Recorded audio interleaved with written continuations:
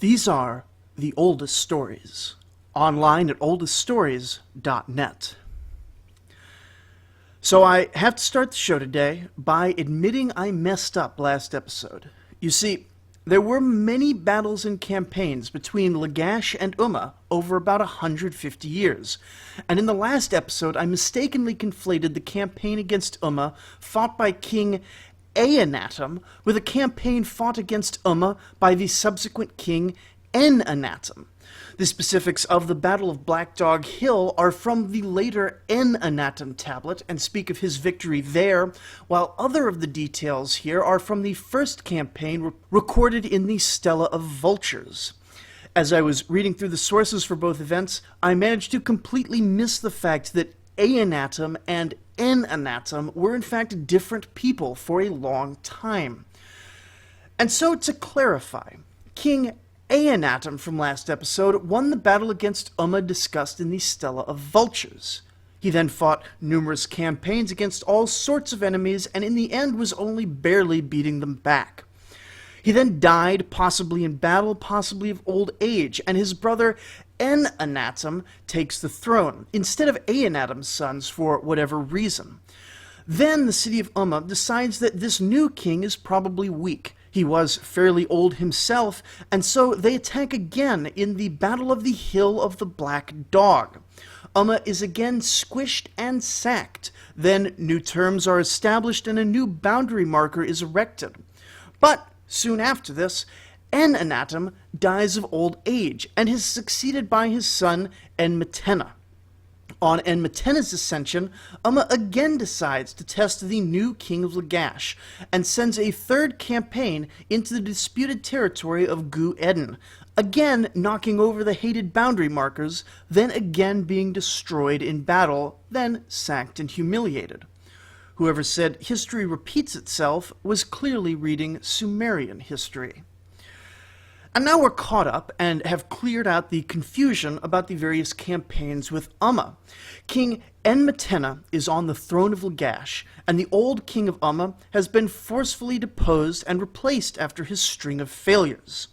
This new king, known to history as Il, Stealer of Fields, seized power on a platform of sticking it to Lagash. And so the first thing the new king does is raise an army and knock over the boundary stone. And he discontinues the war reparations payment demanded by Lagash. At this point, we are all rolling our eyes. Except this time, history does not repeat itself. Lagash responds to these indignities by sending a messenger, and Ummah responds by shouting threats, but neither city sends an army into the other territory. What explains this break in the pattern? Well, for Ummah's part, they were just on the losing end of a multi-generational war, and no matter how provocative the king's exhortations for vengeance, there would have been certain realities with regards to manpower and wealth at this point that the city would probably be facing. Likely, it simply wasn't possible for them to raise a credible army, and the extent of their power would have been to knock down some border markers, then march home claiming victory. Now, Enmetena seems like a fairly clever fellow, and may well have understood how limited his enemy was and simply opted to disregard the threat of the ancient enemy. But the reason Enmetena chose to ignore it is mostly because he seems to have had a different outlook on governance compared to his father and uncle. The protective deity of Lagash had always been Ninurta, a war god violent enough to make Quentin Tarantino uneasy. But one of Enmetena's first acts was to introduce to the city a major cult of Enlil, god of lordship and king of gods. Now, it would be easy to overstate how big this is. Enlil would have already been a major god in the Sumerian pantheon in any city, and would have received regular holidays and sacrifices. Everyone would have known who he was and acknowledged his supremacy in heaven, and there was probably already a shrine of some small size somewhere in town for him. But neither should we underestimate the impact of this, since nothing was more important to religious practice in Sumer than a man's personal god. The idea of a personal god came about in comparison to the social structures that the Sumerians saw in the world around them. The gods, they assumed, were organized more or less the same way as mortal society, with nobles at the top and the great mass of lesser gods below.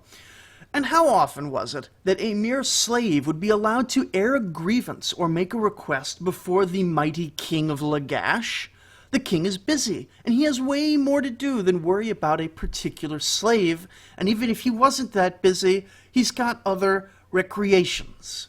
The Sumerians were a deeply pragmatic people, and they reasoned that there was no way the great Enlil, Lord of Wind and King of Gods, was going to personally handle the affairs of mere humans. And so the average Sumerian would select one of the thousands of obscure minor gods, or possibly they would simply make one up, to be their personal deity. That personal deity would offer a certain amount of protection, but for greater things they would pass the message up the chain of command, hopefully reaching the desired major god and eventually finding favor with them. And so similarly, entire cities would be protected by a personal god or two, and the god of the city would have been a major part of your city patriotism. And so bringing in Enlil to be a divine patron over the city would have signaled a major change in governance. Ninurta never fell out of favor, of course, and in fact, after Enmetena's death, we find no more mentions of the Enlil cult, so Lagash clearly just reverted back to their local favorite. But this is important for understanding the reign of Enmetena, and so it is important to understand correctly. You see, Enmetena's response to the aggressions of Ummah are not simply to ignore them, but also to meet them part way and compromise on certain of their grievances. Now, in this situation, with any other Bronze Age warlord, we would look at this and say that Lagash has become exhausted from all the fighting in the previous generations and are now too weak to hold on to their little empire. And indeed, the region of control had shrunk somewhat from the high water mark under En-anna-tum. But it isn't weakness that motivates Enmetena's compromise. It is some combination of piety and charity. He did not alter the borders, which was a major part of their grievance, but he did give them full control over their part of the disputed Gu-Eden region and no longer demanded an annual fee, which had previously been called interest on the loan of the land, a very inflammatory way of phrasing these war reparations. He also gave them full water rights to their side of the canal. And Ummah will be pacified for the whole of Enmetena's reign with these things. But the policy reforms don't stop there. To call him anti-colonialist would be a gross anachronism, but as he turns his foreign policy attentions from the great rival Ummah to the cities under Lagashite hegemony, including Uruk and Larsa among others, he seems to have decided that the clenched fist holds less sand than the loosed fist, and so restores to them a certain amount of autonomy, including allowing them to put their local gods first, rather than being forced to hold the gods of Lagash, Ninurta, as the highest. Additionally, it said that he allowed the labor obligations of these cities to stay home instead of sending men to work for Lagash, though other places do state that he used the work crews from other cities to complete some of his building projects. So maybe he simply lessened the obligations, or maybe he only dropped the requirements later in his reign. He also formally elevated at least the king of Uruk and possibly others from a state of being subject, ritually speaking, to being his brother, though still under Lagashite control to some extent. And with all this, he managed to go his entire reign with no major wars.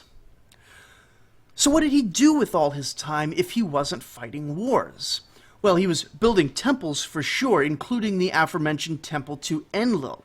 He may also have been the Lagashite king who completed a great canal between the Tigris and Euphrates River, which would obviously have been a massive boon to trade in the region, though it could also have been his uncle En-anna-tum who did that, and he merely made large improvements to said canal. But unlike most kings, his eyes were not fixed solely upon the great and mighty tasks of huge buildings and foreign relations. He also felt for the common people, at least to a certain extent, and may have considered himself a protector of justice. He found the practice of splitting up families that fell into debt slavery repulsive, and so banned the selling of family members into slavery and released a large number of slaves in split families. He also prohibited interest-bearing loans and nullified the existing ones, ending one of the main practices that caused people to fall into debt slavery in the first place. And he didn't just do this in Lagash. These moral reforms were imposed on all cities subject to Lagashite hegemony, a very unusual step for a civilization that considered the separate city-states to retain a certain amount of administrative sovereignty even when conquered. And so, while Enmetena's reign is not the high point of Lagash's conquered territory, with the fruits of a few generations of conquest and construction under its belt, plus a generation of peace in which to enjoy it, coupled with the social reforms of the era, this period of around the year 2400 BCE was probably one of the nicest to live in for the common people. But after what may have been 2 or 3 decades of rule, the popular Enmetena died and was succeeded by his son, named for his grandfather, En-anna-tum II. Lagash had been lucky to be blessed with 2 skilled rulers, followed by a competent, short-lived one, followed by another who was both skilled and charitable. But the dice of hereditary succession are rarely on a hot streak for too long, and En-anna-tum II was the end of the line, figuratively and literally.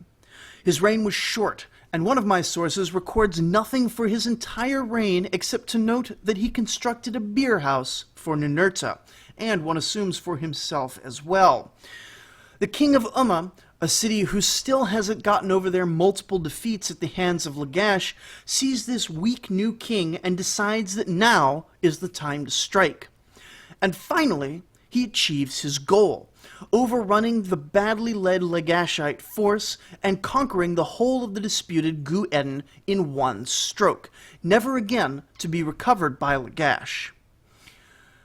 And with En-anna-tum II's general weakness and this major defeat against the historic rival, the goodwill that had been built up by previous kings of the dynasty of Ur-Nansha evaporated, and the other power block in the city made their move. You may recall from last episode that before the dynasty of Ur-Nansha was founded, Lagash was ruled by priest kings, selected from and by the upper echelons of the temples. Well, you may remember or not, but though it has been perhaps 100 years, the priestly classes have definitely not forgotten. And a quick coup later, the dynasty of Ur-Nansha is out and murdered, while the priest kings of Lagash are returned to power. And for all that this second En-anna-tum really does seem to have been useless, the return of the priest kings really does seem to be a case of the bad guys winning in history. Under the previous kings, there was always a certain amount of corruption and abuse, as well as structural problems endemic to the Sumerian economic system as a whole. But under the priest kings, it all came to a head. First, the structural problems, since those seem to have affected every city-state in this era, and was almost certainly occurring under the first dynasty. You see, there was a good amount of social mobility in a Sumerian city. It would have been unusual to go from slave to noble in a single generation, but it was at least theoretically possible and a decently acceptable path over multiple generations. Similarly, pretty much anyone could fall into slavery if times got hard, and slaves were allowed to acquire money and property and had established systems to buy their own freedom. Slave was a legal category, but upper and lower class was simply a matter of wealth and literacy. And wealth, of course, could buy that literacy, either through educated children or hired scribes. And in the Sumerian imagination, most of the social order was made up of small landholders, farming for their own sustenance and selling the excess to the city.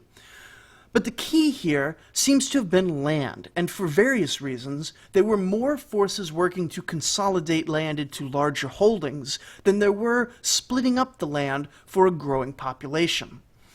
And so, while the ranks of nobles and slaves would usually stay fairly constant, though with a certain amount of flow in and out and certain allowance for wars and boom and bust, there was a tendency over the course of centuries for land-owning smallholders, considered citizens, to shift into non-landowning clients of the temples and nobles, doing the same tasks but now paid a wage and with less legal and political power within the city. This underclass would have enjoyed far fewer protections and had less recourse against abuse. Obviously, they still weren't slaves, and even slaves had some minor protections. But client status had less social mobility than a smallholder, and the weaker the lower classes were, the easier it was for the nobility to establish ever more tyrannical oppressions over them. We get a listing of grievances from the city of Lagash during this time, though for certain some of them were going on during the First Dynasty era as well. They just got much worse under the corrupt priest kings. Little of the wealth from all of the First Dynasty's war-making had ever reached the common people, and now that this era of military victories was over, the priests were forced to either cut back on spending or extract that wealth in taxes from the people of Lagash. Cutting back, of course, was not an option. The former empire, too, fell apart around them, as other cities rose to power, while Lagash receded from the stage, so their ability to take from vassals diminished, and the loss of the fertile Gu-Eden plain was another hard impact. But the voraciousness of government was undiminished. We have a document telling us that when performing religious ritual, a man would first be forced to pay the king 5 shekels. Then, once he'd paid that, an agent of the chief minister would come up and demand another shekel for himself. Then, when they got to the altar, the sage performing the ceremony would hold out his hand for another shekel. Similarly, for burial, divorce, and travel, there were excessive bribes demanded by multiple levels of officials. When men were summoned for their annual labor levy, they would be made to work all day, but the government no longer provided water for the laborers, a dreadful burden in that climate you can imagine. Interest on loans was said to be so extortionate that a man would take a loan to build a fish pond, then immediately the lender would come along and take all the fish from the pond as interest payment, then leave the man unable to pay the principal.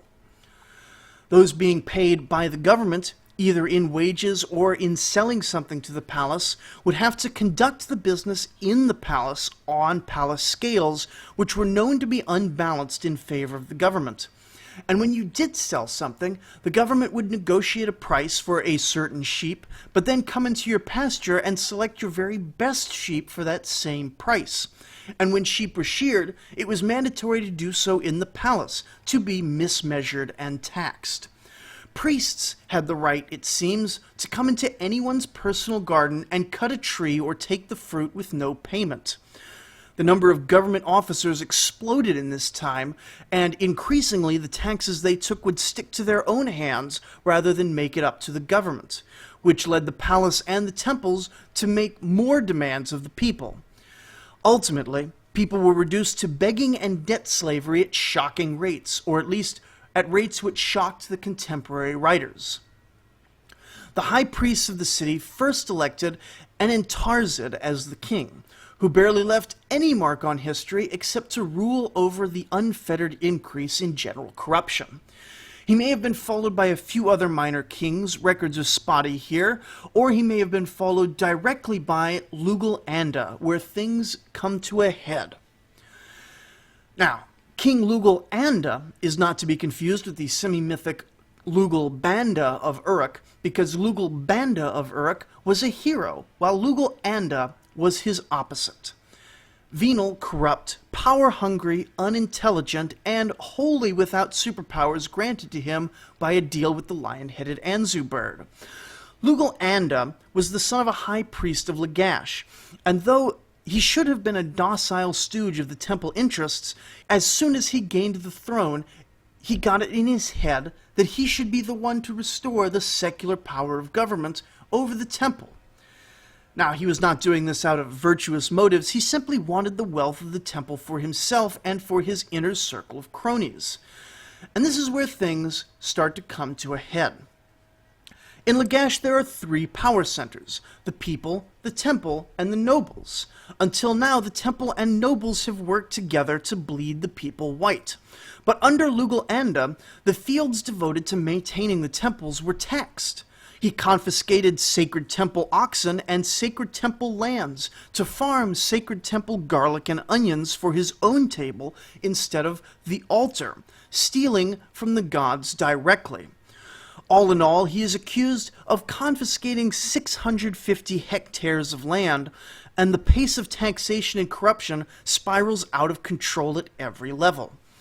And finally, the temple and people rally behind a single visionary, promising a new and better way of doing things.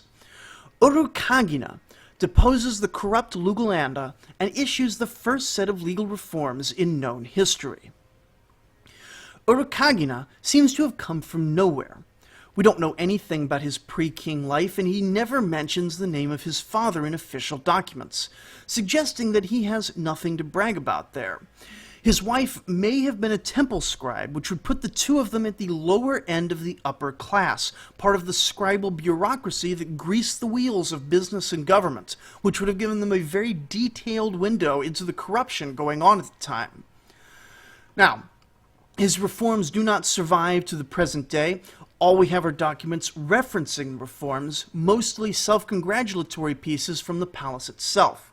But enough secondary material survives that we can point to a few concrete improvements made. Taxes and fees were reduced across the board, but most notably in religious rituals. Burial fees, for example, fell from 7 jugs of beer and 420 loaves of bread to 3 beers and 80 loaves. He establishes wage controls for certain of the temple administrators and religious figures, again, figures given in beer and bread.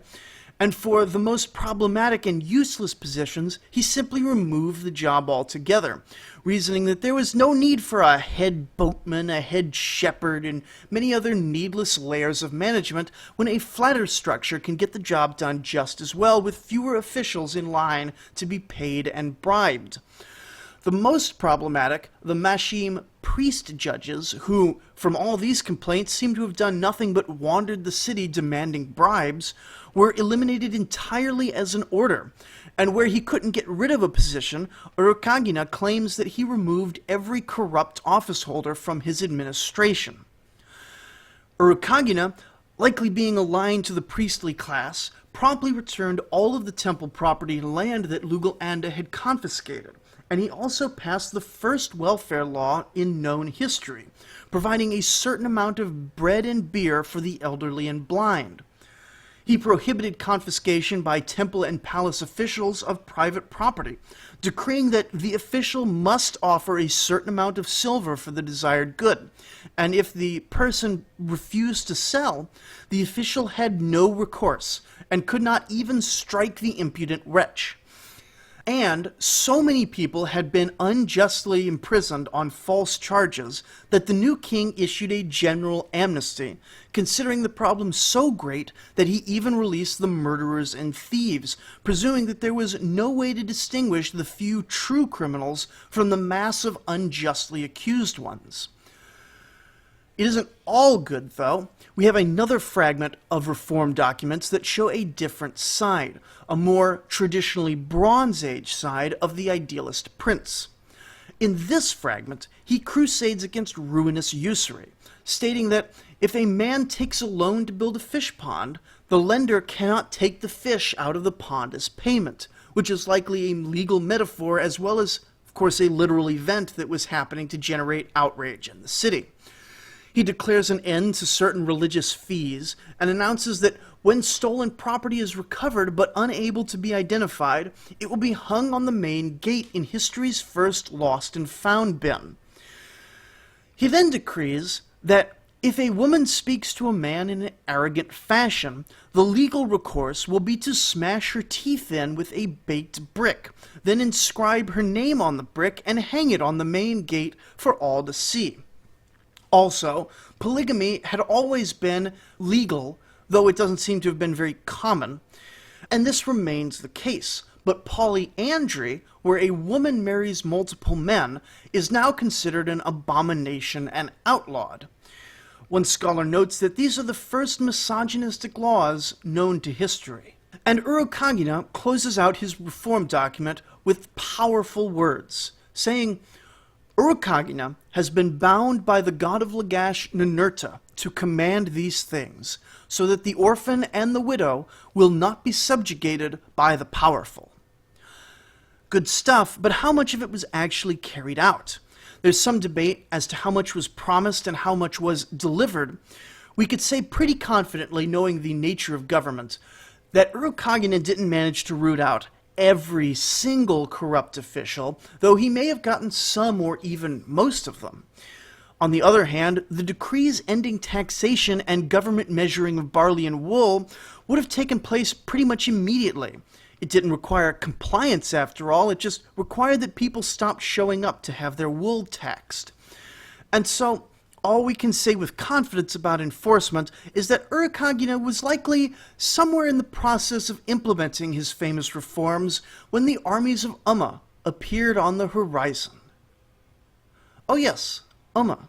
We forgot about them. They weren't a threat for so long, but then useless En-anna-tum II managed to bungle a war against them, and they were able to rise to power. And then we sort of ignored them for a while. But that was a mistake, because while we were ignoring them, a man named Lugalzagesi rose to power. And you can bet that Lugalzagesi, the man of Ummah, has not forgotten about Lagash.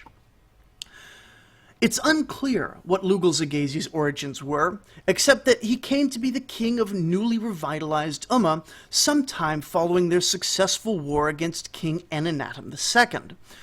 Additionally, he had some sort of religious tie to the city of Uruk, and may have, through marriage or some other non-violent means, also managed to secure himself the kingship of Uruk. At the point where he moves his capital from Ummah to Uruk and starts fashioning himself as king of Uruk is when he makes his move, though the Lagashites continue to call him the man of Ummah, never forgetting his humble origins in that hated city. Having the combined power of two cities behind him, he sends an army to invade Lagash. The nobles of Lagash are currently furious at King Urukagina for taking away their income streams, and thus makes it difficult for him to prosecute a defensive war. So the enemy army gets all the way to the walls of Lagash with minimal opposition. The two sides skirmish for months under the high walls of Lagash, until the beginning of the harvest season forces Lugalzagesi to let his men leave the blood-soaked dirt of Lagash to work their fields. But Lugalzagesi isn't done yet, returning soon after only to be stymied yet again under the walls.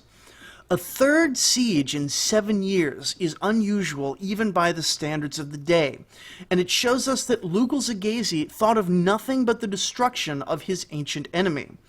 The man of Ummah hated Lagash from the day he was born, and had arranged his entire life for this moment. With the priests and nobles refusing to support this proto-communist even in the face of an existential threat, a breakthrough was finally made, and the combined force of the vengeful Ummites and skilled warriors of Uruk poured into the city to wreak utter destruction, a level of sacking that horrified even the bloodthirsty Sumerians of other cities. He plundered palaces and tore down temples, even going as far as to burn down the statues of the gods that lived in the hearts of the temples, the figures in which the gods themselves resided. Every plant in the fields was uprooted, and civilians were slaughtered when they weren't taken as slaves. In fact, Lugalzagesi and his barbaric horde of Ummites went so overboard with their sacrilegious destruction that we have curses on him from the gods written in a great lament for the destruction that he wrought there that day. But those curses were yet to bite. since Lugalzagesi would leverage this victory to cow many of the surrounding cities into submission, the opening chapter of Mesopotamian psychological warfare. He rose quickly to conquer and terrify the entire region, becoming king of Sumer, then sending troops as far west as the Mediterranean Sea and east deep into Elam in modern Iran. He claims to have conquered all these places, though modern scholars suspect he simply launched successful long-distance raids. Whatever the case, in a flash, Lugalzagesi had gone from king of the miserable backwater of Ummah to king of the entire world, and over his 25-year-long reign, it was inconceivable that anything could challenge the mightiest Sumerian empire the world had ever known. In fact, of all the great kings of the early dynastic period, Lugalzagesi is probably the one who comes closest to defining an epoch all on his own, the one who got closest to being a household name. That is, of course, until a cupbearer from Kish came along and did it all better. Join us next week as we really do turn the page on a great era of history, finally transitioning from the early dynastic period into the world's first age of empire, when we begin the saga of a man who really did manage to become a household name and see the gods' vengeance fall upon blasphemous Lugalzagesi. Because next week, we will hear the tale of Sargon of Akkad. Thank you for listening.